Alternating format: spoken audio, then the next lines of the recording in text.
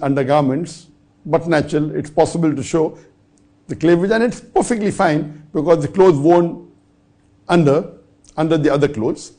But if there are other clothes where you know that a lady is wearing clothes only amongst the ladies, and if some part of the body is exposed, then it's not haram. But wearing such clothes otherwise outside, it is not permitted.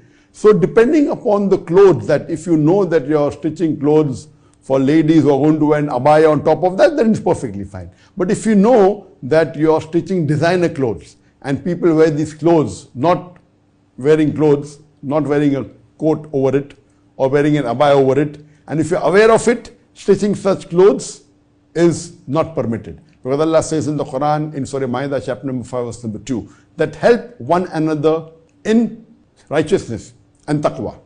Do not help one another in sin and rancor.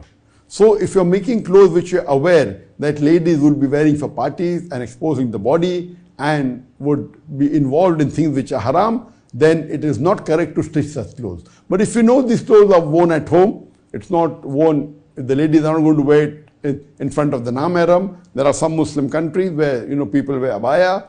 So if you know that it is not going to involve any haram action, then there's no problem. But if you're aware that this will be worn by ladies who normally go for parties outside and they don't wear the hijab, and you are specially catering to them, then it is not permitted for you to help them in doing haram activity. You should not stitch such clothes. So depending upon how it's going to be used, and you as a tailor